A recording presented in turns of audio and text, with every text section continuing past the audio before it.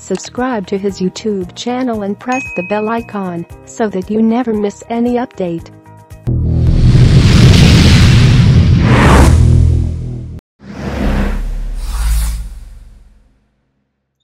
Hello everyone, welcome to the fourth session of Facebook Live AMA series hosted by Inc42. This is Pallav from Inc42 team and we are live from Gurgaon today. If you follow the startup ecosystem, I'm pretty sure you must be familiar with the hyperlocal industry. This industry and the word hyperlocal itself became very prominent in 2015 when the hyperlocal wave was at its peak.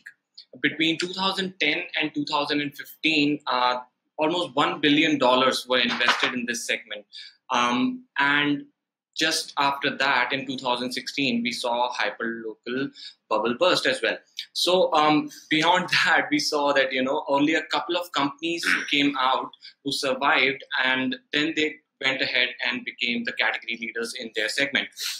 So one of those startups is Urbanclap, which not only survived but also thrived in the hyperlocal industry.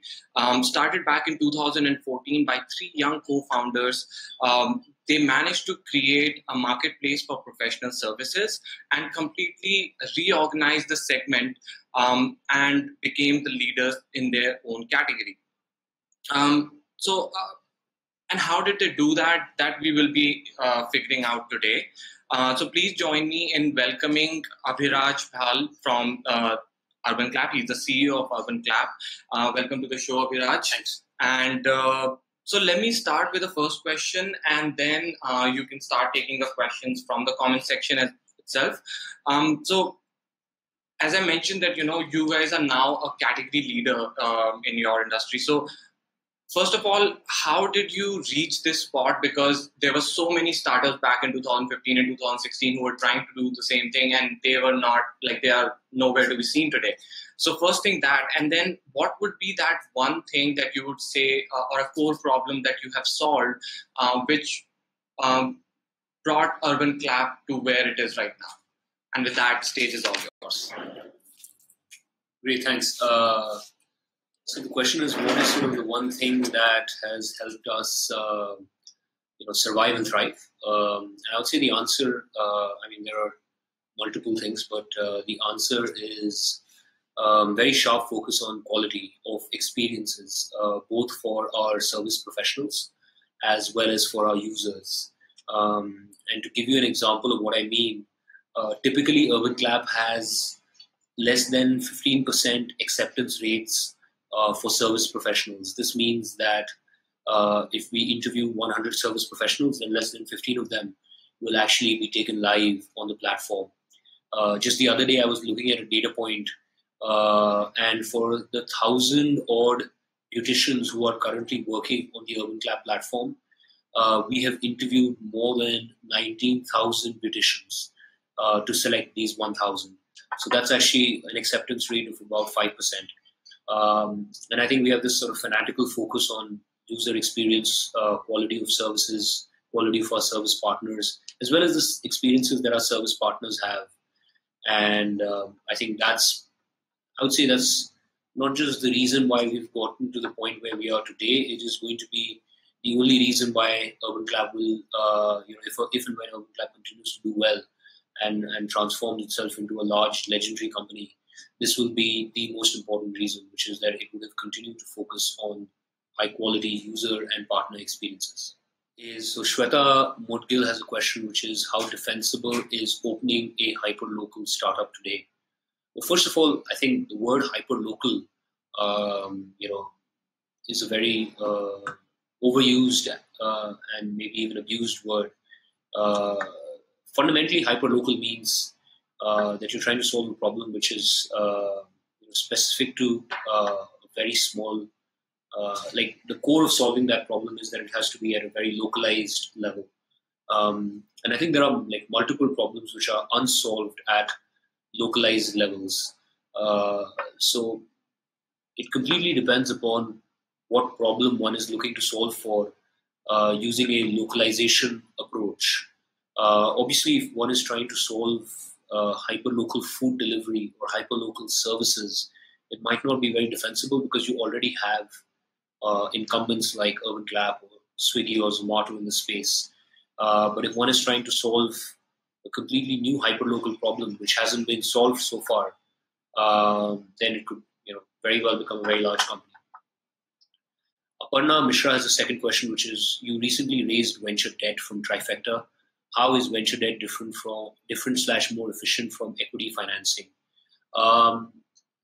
Well, financing, has two options. One can use debt or equity, and I think both modes of financing have different purposes for companies and vary depending upon the stage of a company. When you're an early stage company and you don't have very strong revenues, then it makes probably more sense to fund and funnel your growth through equity financing. But as you mature and your company becomes larger, and then you have solid revenue lines, you may not want to finance all of your growth through equity alone, and you may want to look at debt instruments. Because just as an example, if your company is growing at 50% year on year, then in some sense, taking equity is like taking debt, but at a 50% interest rate. So it might make sense for you to look at debt as a financing instrument once you have scale and once you have sizable revenues and you want to grow even faster. Vijay Pandit's question is: how was UC's journey in getting trust on the platform in the first 6 months of its venture? The first 6 months were very interesting. Obviously, a lot of what we were trying to solve for was trying to understand the core user journey and how do we remove friction from the core user journey. Trust at that point of time was harder to win because we were a new platform, a new venture. But at the same time, we did not have scale. So this meant that the co-founders could directly get involved in every single transaction, and that lent transactions trust and credibility. So I think the first 6 months, or maybe the first 3 or 4 months, I do remember either Varun or Raghav, who are my co-founders, or myself, literally talking to every single customer and sort of hand-holding them and escorting them all the way to the finish line in the transaction journey. And that also helped us to ourselves learn what was critical for users in that transaction journey, and what were the points of pain and what were the points at which they could fall off. Rajdeep Singh says, are you looking for an IPO? If yes, then what are the major hurdles you'd like to cross off your list before looking for an IPO? That's a fantastic question. Absolutely. I am definitely very, very keen to take Urbanclap public. And I do think that it is something that we can achieve over the next 4 to 5 years. There are 3 hurdles that I would like us to cross when we take Urbanclap public. Number 1 is a minimum revenue and scale. Mentally, in my mind, $100 to $120 million is the revenue threshold. And when I say revenue, I mean our commission revenues or our fee revenues, and not gross transaction value. So $100 to $120 million in our sort of commission revenue is a mental threshold that I have, which I think is a reasonable scale to take the company public. At that point of time, it will definitely be very helpful if we are also EBITDA positive, and I think we should be. And the third is, I think there are 2 or 3 long-term modes that we have identified, which we have started building towards. The most important of them is a very, very deep 5-level integration with our suppliers, our service professionals, which is almost insurmountable and not possible for a company in the future to just throw money at and build. And I'd like for Urbanclap to have really, really consolidated these 2 or 3 long-term modes. And I think that probably is the most important piece. I think when you take a company public, it's very important that your sustainable competitive advantage is not just identified, but actually consolidated and codified. And I think we're on the path to doing that. Achintya says, how do you bring initial users? Is spending advertising early on right? I think for the first, maybe 1,000 users or 2,000 users, or whatever the threshold is, it makes a lot of sense to recruit these users yourself without spending money. Only because in the early stages of your company building journey, you are actually looking for feedback on improving the product or the service, and that's far more important than growth.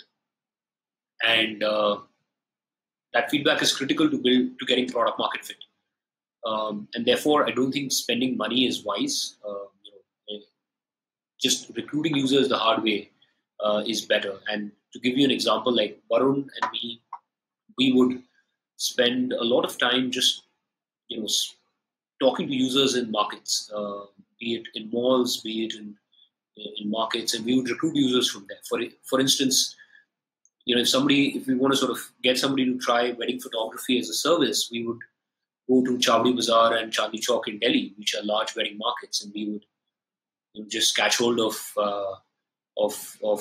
girls of impressionable age who seemed like they were going to get married, and we would make a intelligent guess that these people were going to get married, and then just catch hold of them and pitch the product to them. So I think early users makes more sense to bring them without marketing. Nashad Alam says, how did Urbanclap manage to avoid the hyperlocal shutdown curse and scale to the present numbers it has? I don't think there's any hyperlocal shutdown curse. I think every space which is competitive and which is lucrative and which is going to throw a very large company in the future sees intense competition initially.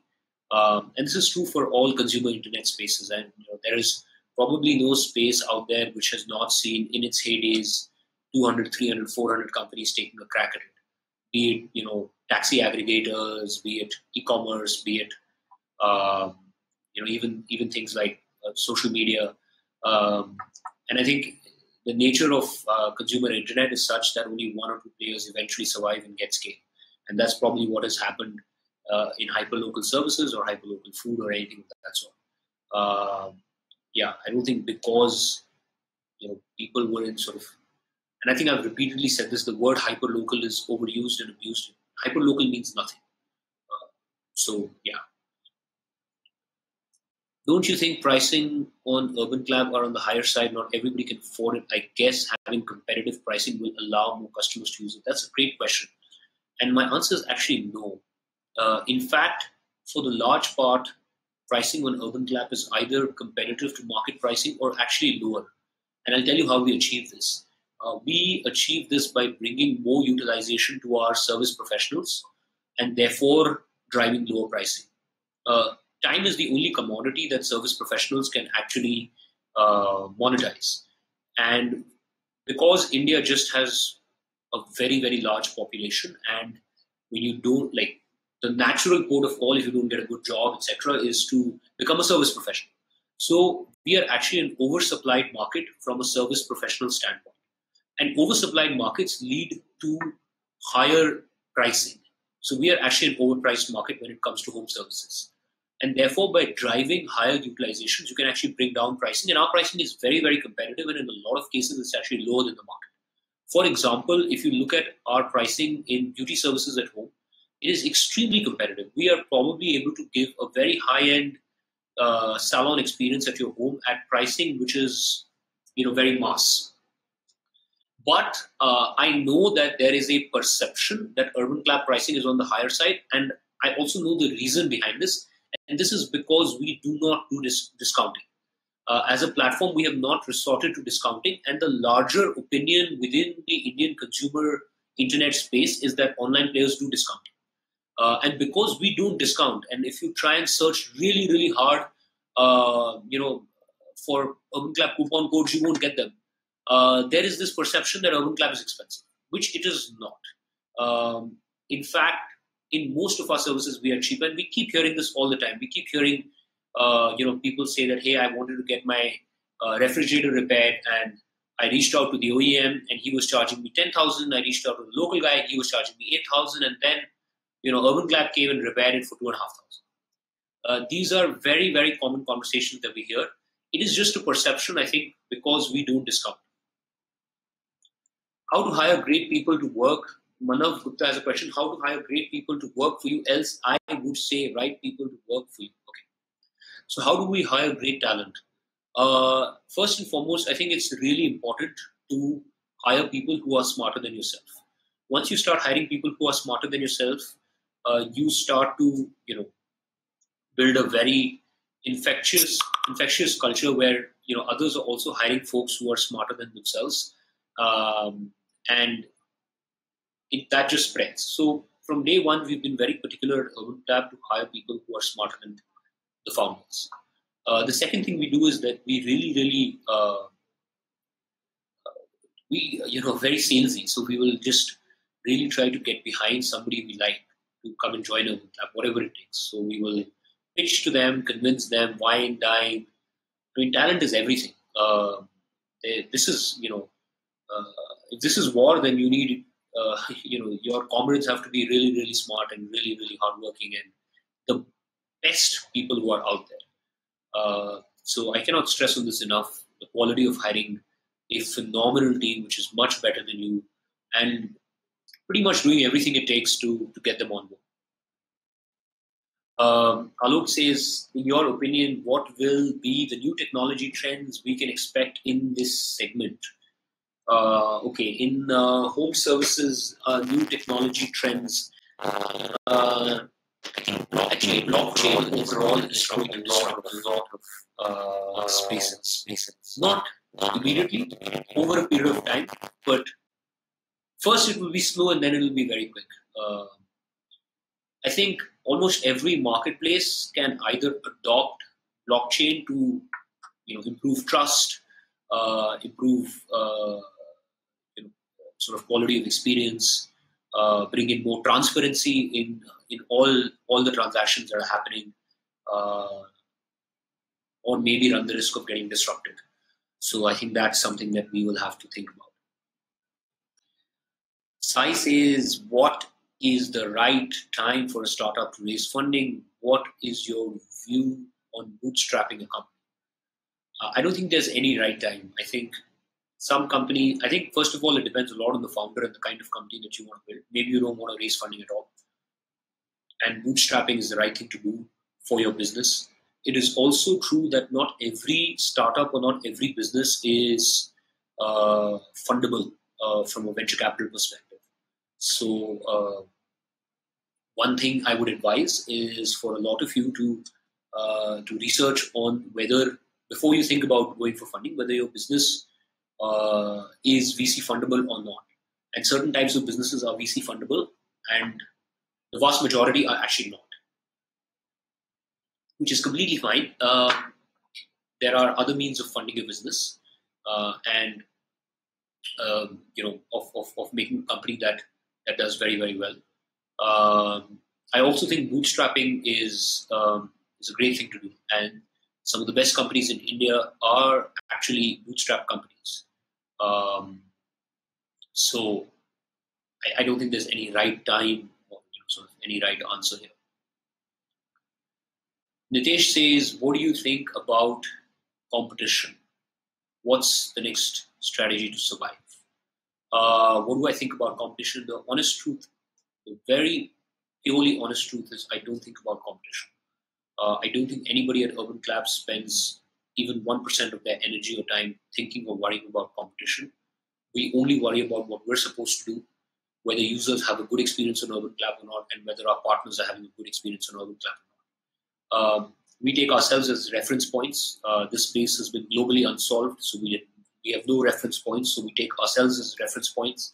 We think of everything we do at Urbanclap from a first principles perspective, and that's what we optimize for. It might sound preachy, but it is the truth. We don't look at competition. Aarti says, you have said earlier that 2017 will be about user and supplier growth.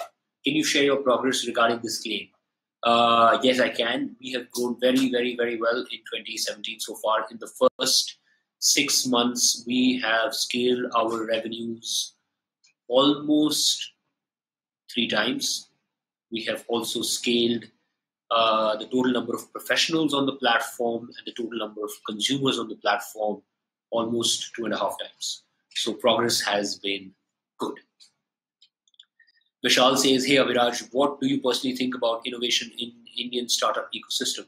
I think the Indian startup ecosystem is thriving. I think there are a lot of innovative companies that are out there. I think we are early, so I also think that we can have a lot more people taking to entrepreneurship. I think entrepreneurship is something which is overall, I would say, a lot of people continue to be sort of reluctant or scared of becoming entrepreneurs.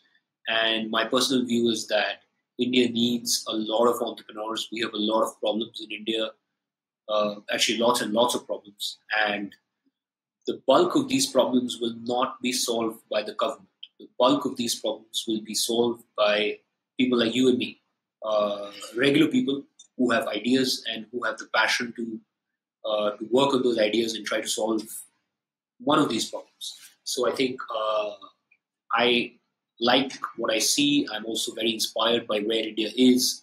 I think we are at a very interesting cusp in our evolution as a country. And I think there's no better time to be alive as an entrepreneur than today. Surat says, how do you make sure the customer vendor experience is consistent in terms of service delivery from the vendor side, as service quality may vary from one vendor to another, as well as the perception of quality changes from one customer to another? Very good question. We do a lot of work there. One is training. So we are investing in training a lot. We are also trying to make sure that our training infrastructure is beefed up, and we are now training people across different categories. So there is a certain Urbanclap standard of delivering service experiences, and I think over time, more and more investment in training will help us improve there. The second I would say is just lots of technology to track, make sure the guy is reaching on time, make sure the guy has raised the right invoice amount, make sure that customer feedback is taken, vendors who fall below 4.0 aggregate rating are removed from the platform. Lots and lots of things like that. We also recognize that, as a customer, you might be sensitive towards certain service professionals, and we allow you to rebook them. So we don't want to artificially stop a future transaction between one service professional and the customer, and we facilitate that. Arjun Reddy says, what methods do you employ to source new partners or reaching out to them on a local level? Lots and lots of things. Everything from just cold calling to partnerships to going and meeting people. But touch wood, we are also very, very lucky to have phenomenal inbound coming from our partners and lots of word of mouth on the partner side. The average partner on Urbanclap sees a 2 to 3x jump in their earnings. So if a beautician was making 15,000, in a parlor, she makes about 50,000 on Urbanclap on average. And some of the best ones make more than 1 lakh. And what that ends up doing is that it ends up creating a phenomenal word of mouth in their community. And therefore, we have a lot of people who reach out to us organically, and that kind of helps our cause. Are you planning to take a micro category? Ajay says, are you planning to take a micro category approach and launch separate brands? I must say, some of the questions are very, very interesting and very nuanced, especially under lifestyle or equipment care or home services. I have thought about it. I don't have an answer to it right now. I have thought about it, particularly for beauty. I've thought about whether a sub-brand makes more sense. At this point of time, I think we just don't have the capital to build multiple brands. So we much rather invest in just one brand and keep things simple. But to be honest with you, I have thought about it. Abhishek says, hi Abhiraj, I am a solo founder currently working on a social networking platform. Please tell me what's your take on investing in solo founder companies. I am not an investor. I don't invest. I don't have the money to invest. I don't have the time to invest. So I don't. I have no take on. I have no take on investing. I have a take on building companies. I have no take on investing. Aditya Bhojani says, I want some guidance regarding startup as I am going to start one. Okay. My guidance to you is to start. Get started. That's 50% of the journey. To take the first leap. Ankan Das says, what does the entry of strong players like Google, Amazon mean for the segment? Okay, this is another very good question. Look, there is almost no very large space that is out there which is not on the radar of Google, Facebook, or Amazon. In fact, if you are building something which is not on the radar of Google, Amazon, and Facebook, you are probably not attacking a large enough problem. That said, it means nothing, simply because I think across the history of time, large spaces have been always attacked and built by entrepreneurial-led first-time teams. Services is a very, very complicated and very, very deep domain and a very large domain. And the kind of expertise, the kind of moats, the kind of building that it takes to actually win in the space like home services is very unique to the space. So, no, I don't worry about large space. Vinayak Agarwal says, hello Abhiraj, I believe reviews and ratings are the key to any service-based startup, and I would like to know what are the steps that you follow to ensure the same. Yes, we do a lot. We take a lot of effort to make sure that our users are consistently reviewing service professional and the experiences that are coming through. We are also in the process of revamping our reviews and ratings engine to make sure that no fake reviews come through. It's super critical. Yeah. Abhishek Gehlot says, how do you solve the security problem with customers, which arises from sending technicians who are virtually strangers to their home? Well, we do a lot. I mean, I think we do a lot of stuff around background check, background verification, early warning systems, etc. And like I said, we only select 10 to 15% of the service professionals who are anyways very, very high quality. So we tend to make sure that no issues spring up. And of course, if any poor experiences are reported, we are quick to remove those partners. Aditya Bhojani says, whom should I contact for startup guidance? That's Inc42. Inc42 is the right person to contact for startup guidance. Urbanclap Agarwal says, with most of the on-demand startups as well as biggies falling apart in the US, including the likes of Blue Apron, Ship, etc., what do you think is the future of the industry overall, and how will it affect the Indian market? Honestly, I don't think so much. I focus on what we're doing here at Urbanclap. I think we have a very large market, a very big unsolved problem, which is how do you deliver high quality and impactful home services at the push of a button. And that's the only thing that I think about. And I don't worry too much about industry trends and what's happening in a country that is thousands of miles away. Ajay Pramod, how do you predict customer buying demand patterns as the repeat order per customer is very less compared to e-commerce? That's actually not true. I think in services, if you see, you actually end up availing lots and lots of services in a year. If I take the example of a typical customer at Urbanclap who is a busy working mother, she will avail about 10 to 12 beauty services in a year. 3 to 4 times in the year, either the appliance will break down or the RO will need replacement. A couple of times in the year, plumbers, electricians, carpenter needs will spring up. Birthday parties need to be planned. Kids need tutors. You need a yoga trainer. Party makeup. I mean, there are actually endless use cases, and we can actually have 30 to 40 touch points with a customer in a year if we are able to accurately predict when they need a service. That buying or demand pattern and prediction is super hard. How do we do it? We use a fair degree of data sciences and prediction algorithms to personalize at an individual user level. Do we do a good job of it? No. Honestly, we don't, and I think we can do a lot more. Deepak Singh Rana says, hello. Don't you think all startups or most of them are working on benefiting the rich middle class and the first level rich metros? Are there anyone working on root problems in our country as per your knowledge? Well, Urbanclap is actually working on, the vast benefit of Urbanclap is actually enjoyed by the 70,000 service professionals who are registered with us. For many of them, Urbanclap has been a life-changing event. You know, what happens when a beautician starts making 1 lakh rupees a month and she is a 7th pass individual who was making 15,000 rupees a month earlier is that she has the ability to send her kids to good schools. She has the ability to afford good healthcare, to walk out of a difficult marriage. You'll be amazed in that segment. Almost 40-50% of women face domestic violence at home. These things become a reality for them and the platform actually becomes, it plays the role of being a liberator. So I think a lot of sure, the consumers might today be middle class or upper middle class individuals, but the impact actually happens on the service professional side, and I think it's no different for a lot of other marketplaces. Anand says, "Hello, Abhiraj.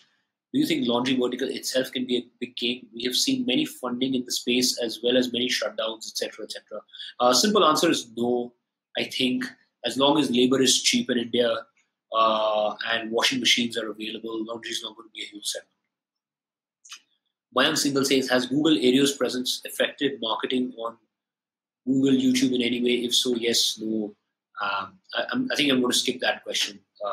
We have a deep partnership with Aereo, and as part of that partnership, we do usually talk about what's happening. Meha Agarwal says, "Hello, can you tell us when will Urbanclap hit profitability?" Well, right now the focus is on growth, and the idea is to grow the platform and not focus a lot on profitability. We are not very far away from profitability. I won't disclose exact numbers, but I can tell you that our revenues cover about 65-70% of our costs today. And our cost has been flat for the last 24 months. So we've managed to grow the company 10 to 15 times without increasing cost base, either employee or marketing costs. And those are largely our two only costs. So I think if we do a good job, we should be able to do a toe touch to EBITDA profitability this time next year in 12 months.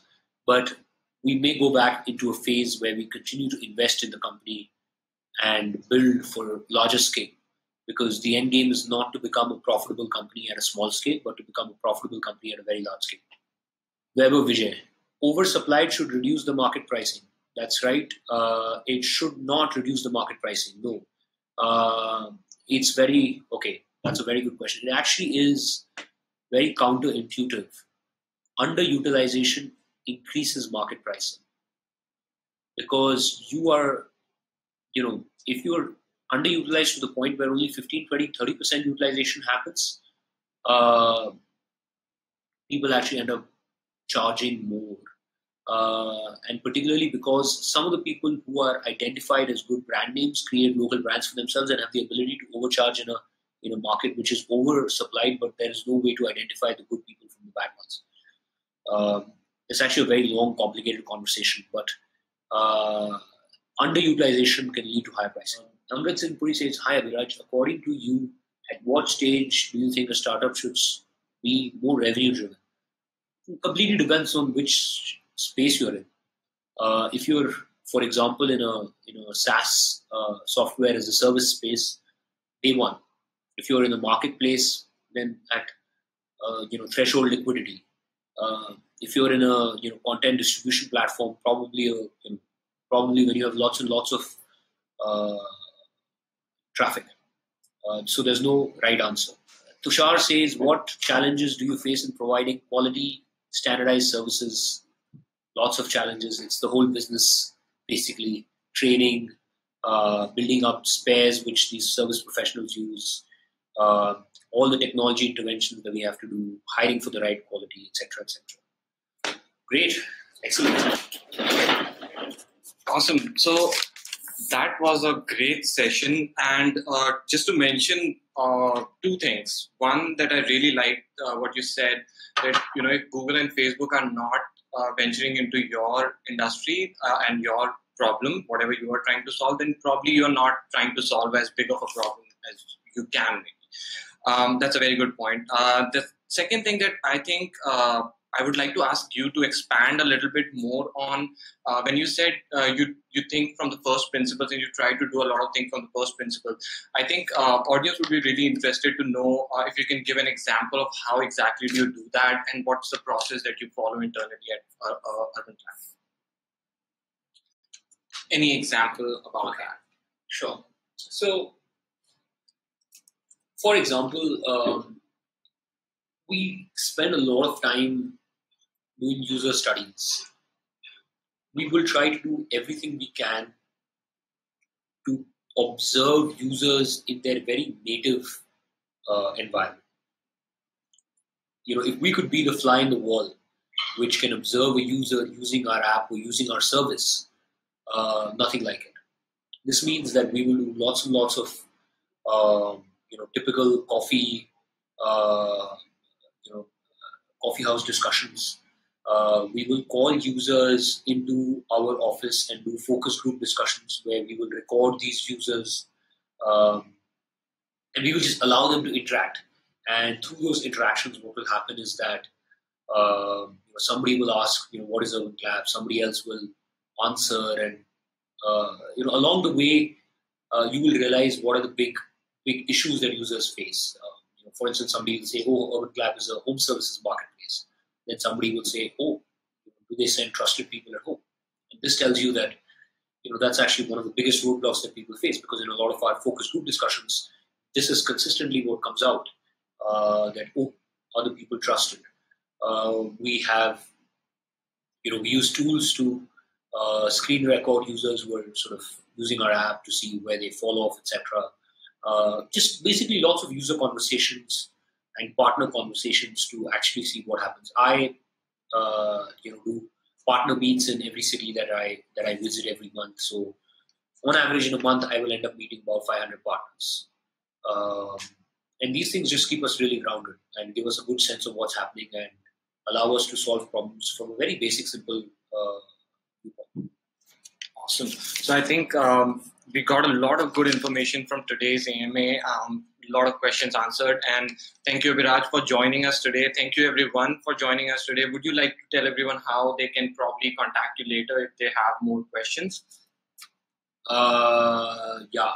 You can contact me on my email address, which is abhiraj@urbanclap.com. Perfect. Thank you so much, Abhiraj, for joining us today. And we have many more AMAs coming up. So stay tuned. See you next time. Bye. All right, bye.